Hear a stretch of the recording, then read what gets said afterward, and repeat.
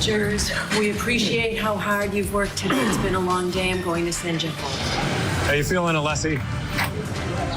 I feel well, I feel strong, and the jury will do the right thing. Will today be the day the jury decides defendant Karen Reed's fate? Day 3 of deliberations begin in an hour. So what can the verdict clock tell us so far? And we're breaking down the confusion behind Reed's top charge, second-degree murder. Our legal eagles weigh in. Also coming up for you this hour, a juror from Chad Daybell's murder trial joins us live as we're spotlighting what it's like to be a juror in a high-profile case. Plus, the prosecution then and now. Adam Lally versus Hank Brennan. Can the Commonwealth deliver a different outcome this time around? It's all coming up next for you right here on Opening Statements.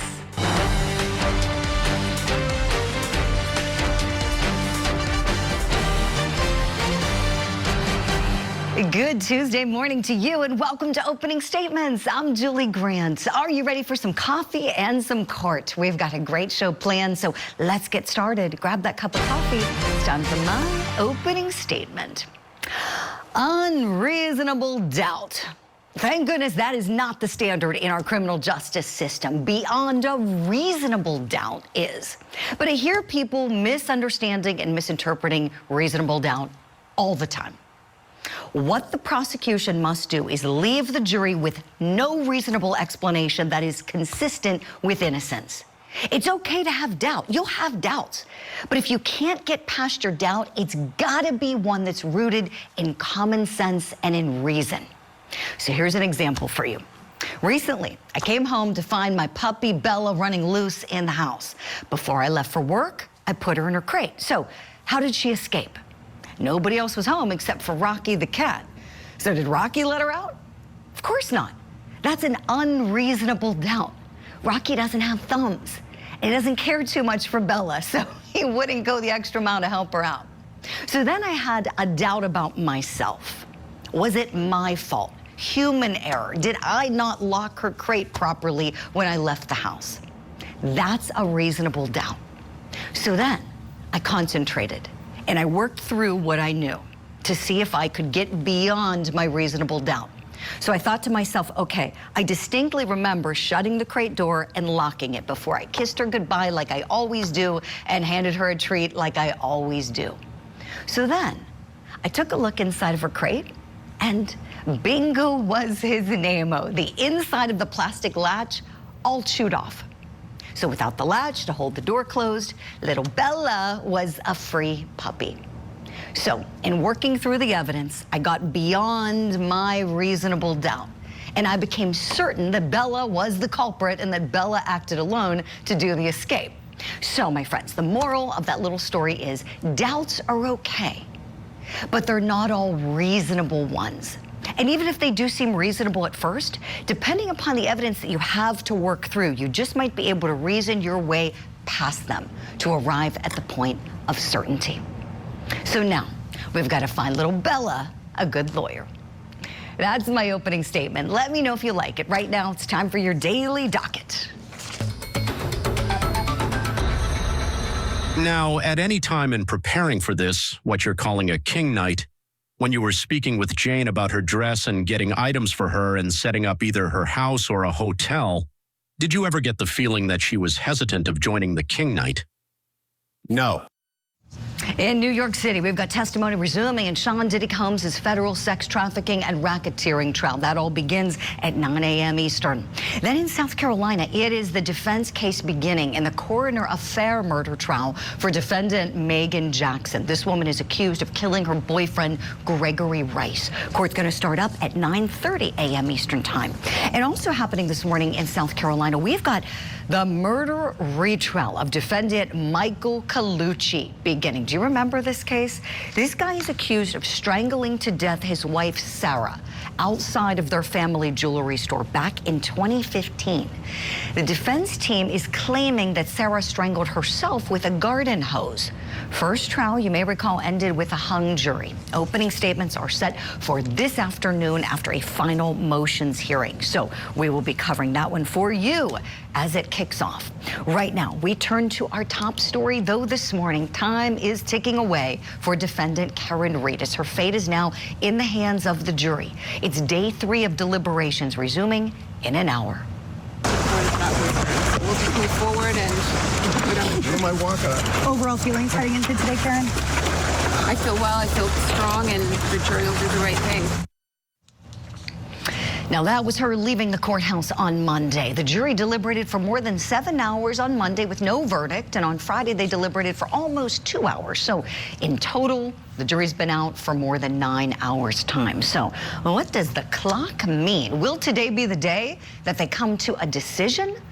Let's talk about it. Let's bring in our tremendous power panel. I've got former homicide prosecutor Melba Pearson on the panel, the creator and the host of the show Road Patrol Live, John DePietro, with us as well. And we're hoping to get investigative journalist M. William Phelps, too, so he may be joining us in a moment. So let's stand by for that. All right, so let's read the tea leaves. 9 hours time.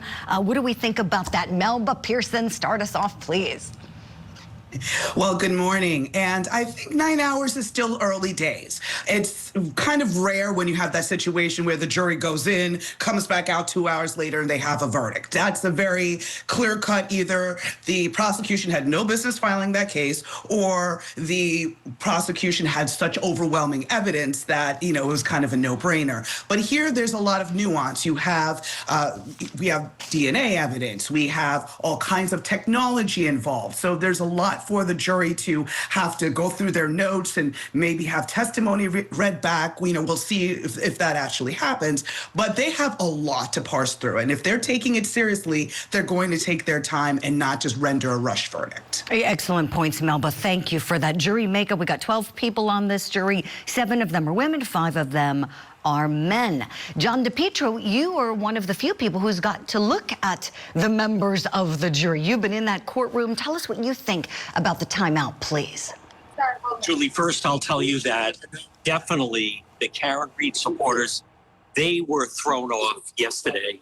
The fact they were expecting a quick acquittal on Friday. As the day went on, the anticipation grew that what could be taking so long. By the way, as I'm outside the courthouse, number one, we have a John O'Keefe supporter who's flown in from Phoenix to provide security for me. And number two, the crowd is much smaller here today. But this is the part that I want to drill down on. This is a murder charge. So this jury, and I like this jury, and I think they really got into a rhythm with Special Prosecutor Hank Brennan. And I saw that they really responded to him.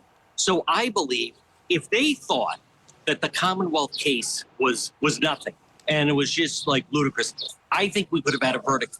Friday, we definitely would have had one yesterday. I notice the longer this goes on, I noticed the Reed camp leaving court yesterday, Julie, that this was not the type of outcome they were looking for. I noticed they're starting to feel what could possibly be taking so long, but a murder to conviction to come today. And again, because of the nature of this, I could see where they really want to weigh everything before they move towards that verdict today. Sure, great points, John. Thank you for that. And we've got our friend M. William Phelps joining us now. The tech gremlins are getting us as we're kicking off this segment, so good to see you now. M. William Phelps, the question we're asking the power panel to start things off this morning, what do you think of the 9 hours out for the jury? What, if anything, do you think that signifies?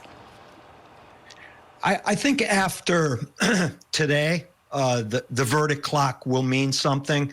I don't think it necessarily means anything right now.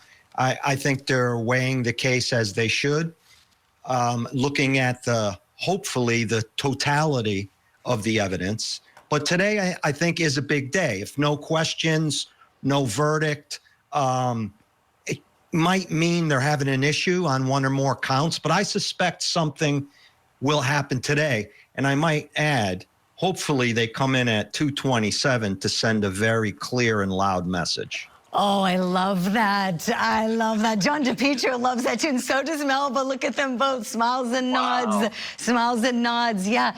And, for anybody who hasn't followed the trial closely, M. William Phelps, would you take us back Explain to us the significance of that and the big picture that you followed for so long. Everyone should check out your podcast, 34 Fairview Road. It was outstanding. And you were calling balls and strikes long ago, just went in totally independent to this case. And the defense was kind of hanging their hat on that time, weren't they? And suddenly, last week, they just backed off. Well, it went from Colin Albert in the basement to Brian Higgins, I think, in the garage now. And you know, the dog has always been part of this, which is bizarre to me because there's been absolutely zero evidence that a dog was involved. And look, even if a dog was involved, what does that really mean? I mean, what if there is a bite mark on the guy's arm? What does that mean? Hank Brennan did such a great job using the defense's evidence against them that his closing really was very practical, right? He stuck to the evidence. He stayed away from all the conjecture, all the speculation, all the nonsense, and just really focused in on that really unimpeachable evidence, if you will, right? The data. And I love that he used Alan Jackson's own words against him. Look the other way. That's what Alan Jackson told us in the first trial, you know, in his opening. Look the other way. They want you to look the other way. Well, you know what? He spun that back on them because they did exactly that. You're right, and William Phelps, you're so right. I thought that was brilliant, just brilliant that Hank Brennan did that. Melba Pearson, tell me, you have so much experience as a homicide prosecutor. You're a professor. If you were the Commonwealth, are you encouraged by the amount of time this jury is out? Well, yes, but let's be clear. That entire time, and I'm sure you remember this feeling, Julie, that you're waiting for a verdict, your stomach is completely in knots, even though you knew you gave the best closing argument. You know you hammered each and every element of the crime. You know you did everything right. There's nothing else you can do. You left it all on the floor, but your stomach's still going to be in knots. And it doesn't matter if it's 1 hour or if it's 3 days. 3 days, even worse. You're not eating, you're not sleeping. So just kind of giving you the behind the scenes on Trial is that. awful, isn't it? Yeah. It really is. That's why I call it the trial diet. You lose weight because Yes, you're so freaked out you're not eating, you know? But I think that I'd be, as the Commonwealth, I'd be pleased because I wouldn't want the jury to just, again, run in and come back out, okay, guilty in 1 hour. While that's nice in some ways, because of the level of speculation, because of the level of conspiracy theory that's been swirling around this case, I don't want this to come back and people be like, oh, well, the jury didn't really look at the evidence. No. They took their time. They looked through everything. They deliberated fully and thoroughly and came to this verdict. So I think that prolonged time, if it comes back as a conviction, will in some ways put a lot of the doubts to bed. Not all of them, let's be very clear. Sure. But I think that thoroughness might help put some of the concerns to bed. Yes, well said, Melba. John DePietro, let me go to you, please, next. Looking at this from the defense perspective, you've been watching them. You've been able to observe them going in and out. Any read on how they may be feeling about these 9 hours, if they are at all encouraged or discouraged by it? You know what, Julie, when you have experienced attorneys like David Yannetti, Alan Jackson, they know what it feels like when they are winning a case. They know what it felt like last spring. It doesn't feel like this. I had been saying, they never really got into a rhythm. I thought there were too many attorneys. Bob Alessi's a nice guy. I thought he spent too much time up there. Alan Jackson in that closing argument, I just thought he was throwing everything against the wall. And what it also, I believe, the hill they went on, this business of no collision. You know, it's one thing to ask the jury to give up their time. It's another thing to ask them to really check their common sense at the door. I mean, anyone that steps back can tell, obviously, something happened. I thought it was very effective. Hank Brennan really emphasized that she made decisions. She made a choice. That was to put the car and gun it going backwards. And so right now, I find it hard to believe the defense is comfortable. The way this case closed and the fact the longer this goes on, I think Hank Brennan, who we saw yesterday, he's very calm, cool, and collected. John, you raise an excellent point. Is the jury believing, after seeing all those weeks of evidence, that no collision occurred? That's really something to think about this morning as we're having our coffee. We're not done talking about this case. We're going to hit a break. Our wonderful guests are standing by. Please do the same at home. When we come back, here's what's next. What we are obligated to prove, and what we have proven from the evidence in this case of second-degree murder, is that she intended an act, and that is putting the car into reverse and heading back towards John O'Keefe. She intended that act. So has the Commonwealth proven the charge of second-degree murder? Our legal eagles take us to school. And we've got a juror from Chad Daybell's murder trial on the show this morning live as we're spotlighting what it's like to be inside of the deliberation room in a high-profile trial. We'll be right back.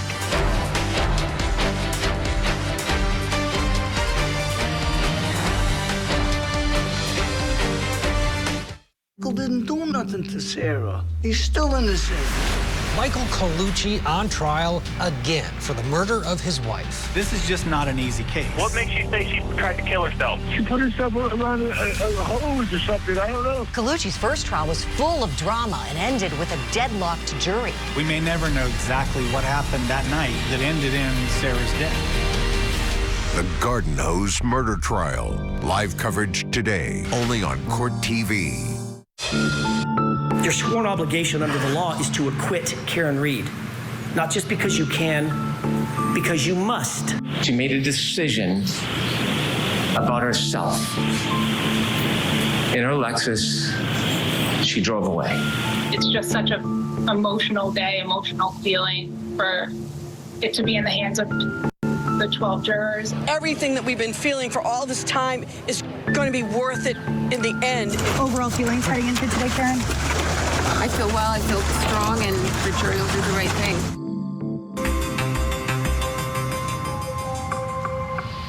Day 3 of deliberations in defendant Karen Reed's retrial are less than an hour away, but the focus on the second-degree murder charge remains a lightning rod in this case. The defendant is facing a minimum of 15 years up to a maximum sentence of life in prison just on the murder 2 charge alone if she's convicted of it.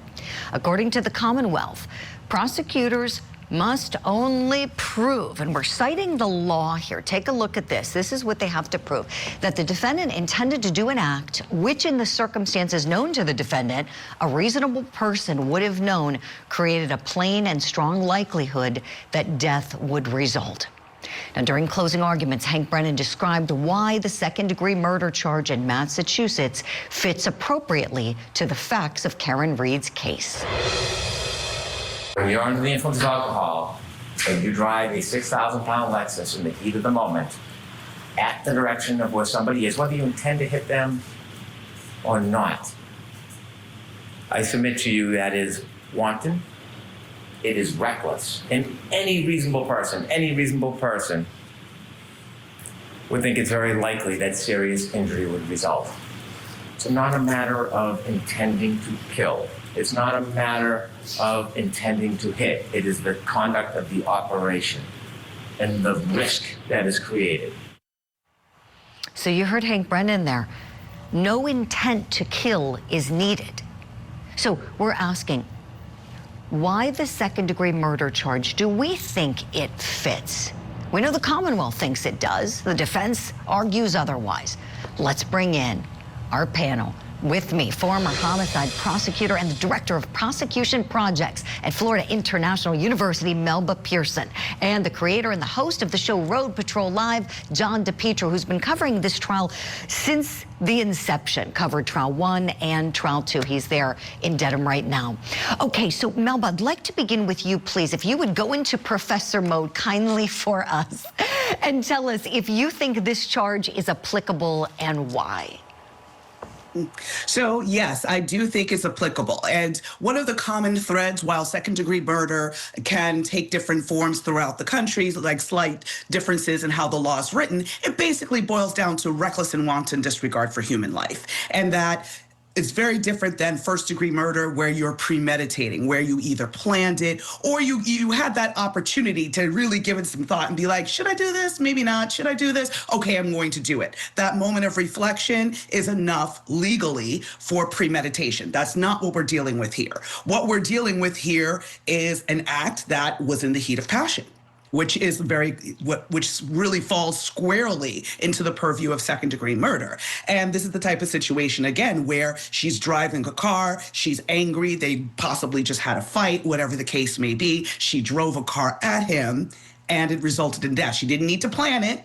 She didn't need to be like, I'm going to take him out right now. It could be just she was angry in the heat of the moment, did something so reckless, which is driving a car at a person, because we all know you could die from that, and death resulted. So I think it squarely fits within the facts. Melba, thank you for that explainer. It really helps to hear you walk through it and explain exactly what's necessary. We're not talking about a plot and a plan, and a vehicle can be used in a homicide.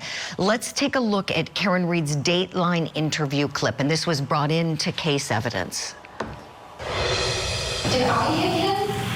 How would that have been? I don't know what that could have been. It was howling wind. I had YouTube blasting on the stereo. And I thought, did he somehow try to flag me down, which was the reaction I was hoping to garner as I slowly pulled away from the house? Did he come out and maybe trip or bend over to pick up his cell phone and I ran over his foot and then he passed out drunk? I mean, I didn't think I hit him, but I clipped him. John DePietro, you really have your finger on the pulse of what's being said in the discussion surrounding this case and at the courthouse. Curious if you think that there's a reason why people perhaps pause and say, well, could this have been a murder? What do you think could be behind that when people question why a murder charge on these facts? Julie, I think, first of all, that clip, boy, that sounds like a confession to me. But Hank Brennan, he was so dynamic in closing argument, Julie, was he talked about she was drunk. John O'Keefe had exited the vehicle. He was safe. He was going to go in. She could have called him the next day. She could have broken up with him. But where he threaded the needle was Karen Reed made a decision, and she decided to put it in reverse and then gun it backwards. And that decision is what we're talking about. And Hank Brennan, Julie, because so many people say, well, I think it was an accident. He said it doesn't matter if she tried to scare him. It doesn't matter if she didn't mean to hit him. He used the analogy, someone throws a boulder off a bridge and they just want, the joy or exhilaration, a young person that thinks, oh, wow, it's going to hit a car. They're not trying to kill someone. It's the act of throwing it. That's what it comes down to. And make no mistake about it. This would be easier. This would be easier if it was a gun. It'd be easier if it was a knife. And somehow people try to think it must be an accident because she's in a 6,000-pound luxury SUV. But with Julie, where Hank Brennan really drilled this down to the jury, was she made a decision. She didn't have to do that, but she put her reverse. She done it, and here's where we are. So that's why I think he did a very good job threading the needle with this jury that this is murder too is appropriate. John, you're right. Brilliant analysis there. And you pointed out something that I think everybody needs to be clear on, and a lot of folks who haven't watched all the evidence may not be aware, but the Commonwealth introduced evidence that she made a decision to drive away first. After she dropped John off, let him out, he's walking away, she is driving forward. And they presented evidence from her car, from the black box in the car that she owns, that showed she decided to hit the brake, put it in neutral, and put it in reverse, and then hit the gas in reverse, going at, I believe they said 75% throttle, 24 miles an hour, 95 feet, if I have that right. John DePietro, feel free to fact check me on that. Yeah, No, 100%. And so to your point, there was an intention to do an act. Melba Pearson, do you think that her driving forward makes all the difference, and then stopping and then choosing to go backward here? Absolutely. Absolutely. Because again, why didn't she just keep driving forward? Was it a type of situation? The argument was, oh, she was making a 3-point turn. She didn't realize he was behind her or something like that. Separate discussion. But this was in the wake of an argument, clearly tension within the relationship. And then all of a sudden she's drunk. You have the situation where she's stopping, she's reversing, why is that happening? Why is that happening at that speed? And then her pulling away, to me, I'd be arguing the heck out of that this means she made the decision to drive at him. Now, again, did she intend to kill him? Not necessarily. Or it could be, if I can't have you, nobody will. We don't know, but we don't need to put that necessarily in her head. At this juncture, she didn't act. It could result in death, and unfortunately, it did. Excellent explainer, boy, Melba. It's so helpful having Julie. this insight. Yes. Go ahead, please, John. What were you going to say? Just my and friend? left. He did that and left him to die. Where Hank Brennan really drilled down was that he needed help, and the one person that knew where he was Karen Reed. 53 phone calls. You know, I thought he was very. She could have just called 911 anonymously.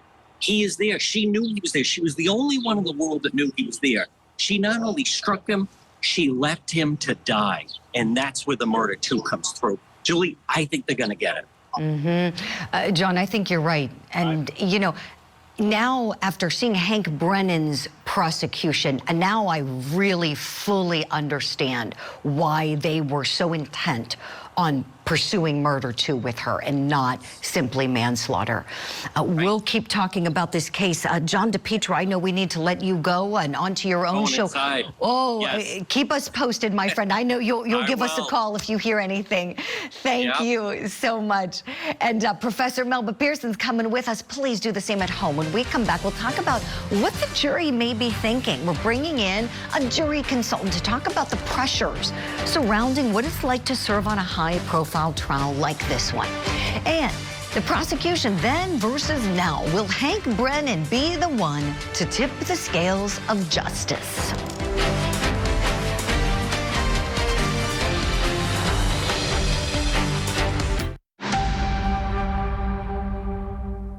If Karen comes back and it comes back not guilty, this place is going to be joy. It's going to be wild.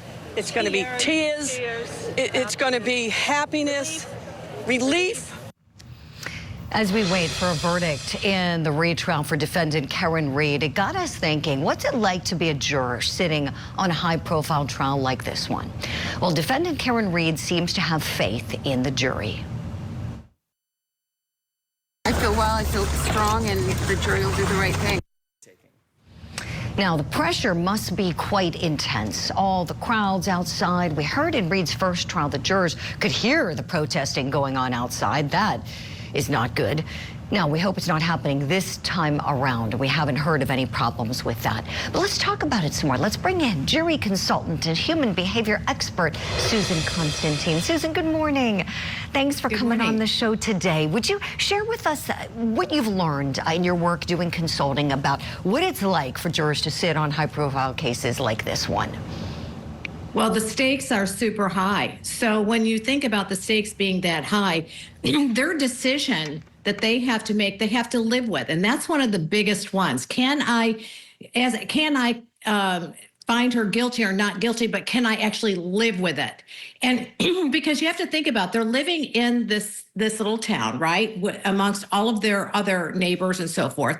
And you're going to have all of these mixed opinions, right? So that is flashing through their minds of their family, their friends, their church, their coworkers, all of them. Can they actually live with what their verdict is? So taking on that kind of pressure is enormous. However, I think it adds a lot of strength, and they feel more confident when they've got more groupthink involved, right? So it's not just their opinion, but rather a group of them. 12 jurors came to a specific verdict, which then takes the pressure off of them and onto the jury pool as a whole. Really helpful insight, Susan.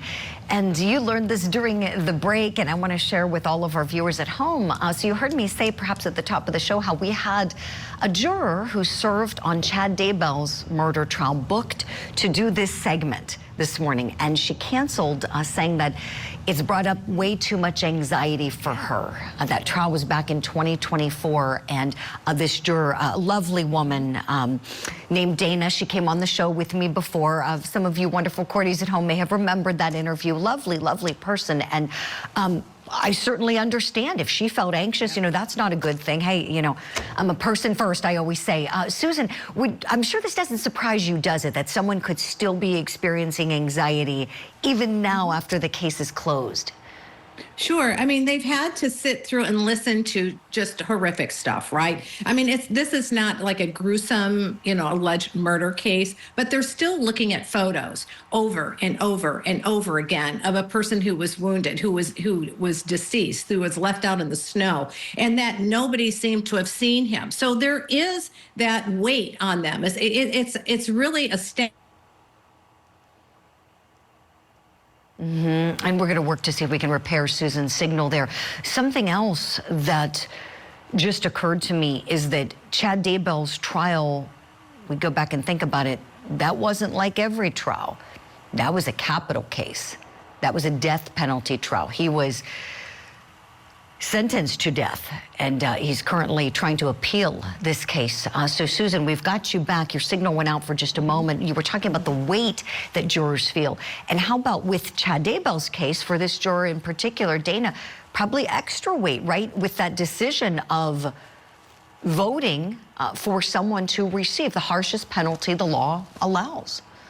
Right. You have to think about just their conscience. Can I live with the fact that I'm, finding this person guilty, and also the death penalty? Now, for someone, like myself, certainly if I were a juror, that weight would be pretty heavy. However, I would be able to separate my thoughts and feelings from what he did and then be able to stand confident with it. But I'm a different person. But that particular juror might be hypersensitive, right? She might be more emotional, and that would be a very difficult decision for her to make. But on the other hand, Julie, they're asked this question during the death penalty phase. Where do they stand when it comes to the death penalty? In a favor of 1 to 5. So where do they lay? And if the stronger they are towards the death penalty, oftentimes the opposing side will remove them. But if they're on the middle side, like a 2 or 3, then, we'll keep them. But, I'm always concerned about the 1s or the 5s, right? To the extremes, to one or the other. You want them kind of to be in the middle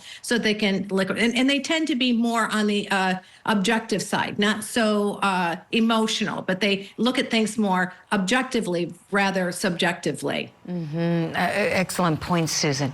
Tell me, turning your attention to the Karen Reed case in particular, there is a concern, and a valid one, I am sure, with the Commonwealth as to making sure there are no stealth jurors. Any case, the government, we've talked about the Diddy case, same concern with the government. You want to make sure somebody isn't a stealth juror. Tell me, what do you think the likelihood is in the Reed case that someone could have gotten on there with an agenda? I think highly likely. I think this is a real concern, because you might have someone in there that says, hey, you know what, the police department and officers are not truthful. Maybe they have had experience, or someone in their family has, and they have a vendetta that they want to play out in the courtroom. I mean, that is a real possibility. So what I look for, and I think this is really important, are those really silent jurors, those ones that really don't say much during voir dire. Or maybe, they kind of hide in the back, they kind of trying to melt in, they don't bring attention to themselves. But I'll tell you what, those are the ones that harbor the strongest opinion. I've seen this over and over again, even in mock trials. You always have one person or 2 people kind of sit back, they don't really enter into the conversation, they don't want to get involved in the deliberations. I've seen this in these mock trials. But man, when you point them out and you say, okay, well, juror number 4, I haven't heard you say much, but I would like to have your, what was your opinion on X, Y, and Z? Man, I mean, the stuff that would come out is like, whoa. And so that is the thing that I always tell attorneys, watch out for the silent juror. Those ones are the dangerous jurors. And that's why when you see them, don't pass them by. Ask them more probative questions, start to deliver more of a stimulus or a probe to get them to talking, and stop asking the yes or no questions. I want to hear a dialogue. Great advice. Susan Constantine, thank you so much for sharing all that insight this morning. We'll look forward to having you back for another conversation very soon. Take care. And whatever the jury does decide in this case, on this program, we always want to remember the victim, Officer John O'Keefe. So as we head to this break, let's take a look at him. We've got his picture to show you. He served for 16 years on the Boston Police Department. This is a picture with one of his dear friends. She was on the program yesterday, Jackie Dugal, and she was kind enough to lend these pictures to us so that we can share them with you all to get a glimpse of his life. Friends say he was funny and fun and would light up a room and really was someone who was invested in helping people and spreading kindness. We're remembering Officer John O'Keefe always. And when we come back, we're going to talk about the closing arguments in the case. Can Special Prosecutor Hank Brennan deliver a different outcome? We'll talk about what happened in trial 1 versus now.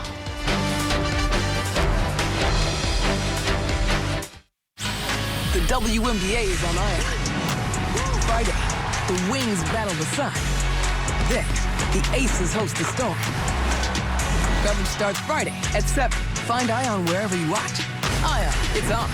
The brutal murders of 4 University of Idaho students. Detectives arrested Brian Kohlberger.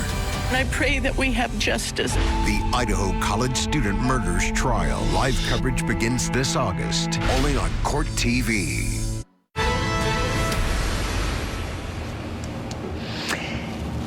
Here we see the defendant arriving at the courthouse.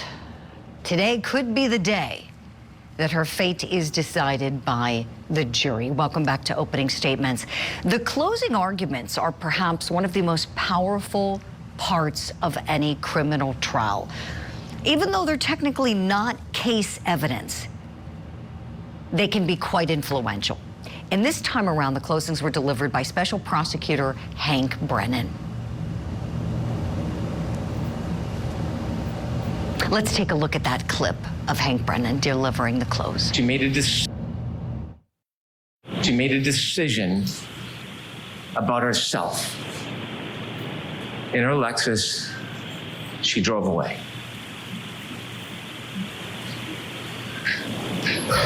She was drunk. She hit him, and she left him to die. He is not an it. John O'Keefe is not a body. John O'Keefe is not a buffalo on a prairie. John O'Keefe was a person, and he was murdered by Karen Reed. So how did Hank Brennan's close compare to the closing argument delivered by Adam Lally the first time around? Ms. Hanley, in regards to the microscopic pieces, 1/16 of an inch by 1/16. You have 1 minute, Mr. Lally. Wrap it up. Yes, Your Honor. The defendant drove her vehicle in reverse for 24.2 miles per hour for 62.5 feet, struck Mr. O'Keefe, causing those catastrophic head injuries, leaving him incapacitated and freezing to death. Mr. Lally, I have to stop you. You've gone over. So could it be Brennan's close that tips the scales this time around? Let's bring in our guest. Still with me, attorney Melba Pearson and investigative journalist, author, and podcaster M. William Phelps. Okay, M. William Phelps, I'm going to start with you, please. Having closely followed this case from its inception, podcasted about it, 34 Fairview Road. I highly recommend it to all my courties out there. What do you think? Thank you. The difference will be with Brennan this time around? I think what Hank Brennan did was bring the case back to the factual, physical, and data forensic evidence. And by doing that, in his closing, you can hear that there was no evidence of a beating. And when I mean evidence, I don't mean expert opinion or conjecture. I mean evidence. There was evidence that he hit the back of his head on a hard surface, right? So, excuse me. So, when I look at cases, and I've looked at hundreds and hundreds of murder trials, I look at the unimpeachable evidence, meaning data, DNA, digital forensics. And that's what Hank Brennan did. He brought it back to the idea that, look, she might not have intended to murder John O'Keefe that day, but she did. And I might end by saying this, Julie. There is zero evidence connecting anyone else to the manner of death, to the manner of John's death. It's that simple. There is nobody else connected forensically to John O'Keefe's death. Excellent points, William. You're right. Melba, tell me, for you, what were the differences? What do you think the differences will be with this second jury between Adam Lally and Hank Brennan?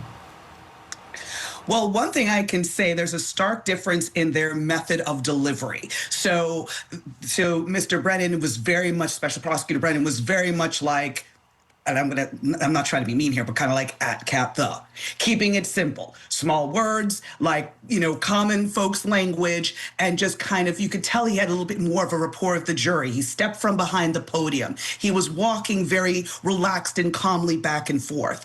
I find that jurors will really hone in when they see you moving. They're going to watch you. They're going to be even more attentive rather than just kind of staring at you in the same position over and over again. It's those little nuances that actually play into the effectiveness sometimes of a closing argument, but that relaxed style and that really connecting it to the average person rather than being very scientific and be like, it was 60 feet and they accelerated at 8 miles an hour. Yeah, that already came out in the testimony. You heard that. Let me just break it down for you for what you need to focus on. What you need to focus on is that she made a decision, she drove her car, and it resulted in death. She didn't have to intend to kill him. Boom, end of story.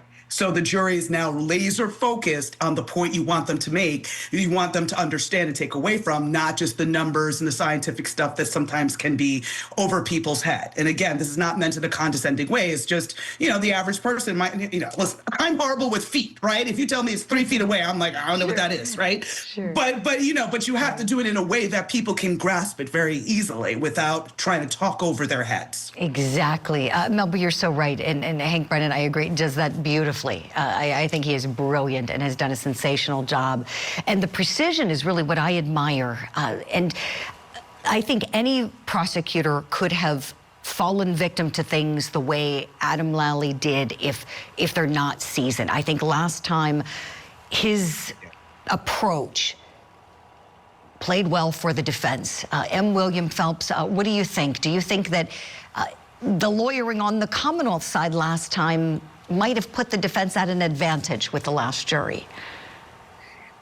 Well, I think Adam Lally went into it with a disadvantage because of all of the witness intimidation involved, all of the social media, nonsense, I think I'll call it. Right.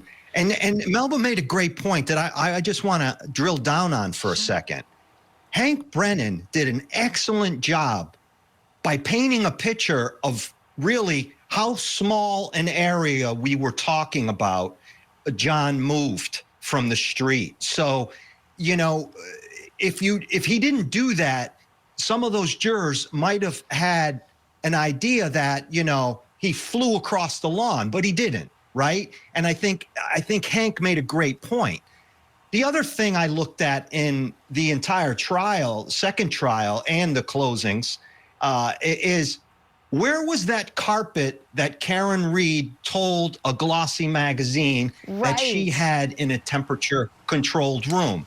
That is extraordinary physical evidence, right? Where was that carpet, right? So all these little things, they add up to a big thing, right? I remember in the podcast, I interviewed one of the jurors, and he told me, he said, look, we went in there with one question. Did she hit him? And if she hit him, she was guilty. And he said to me, although he's changed his tune now, that they believed she hit him. Wow. End of case. We got to leave it there. My gosh, thank you both so much. Great discussion.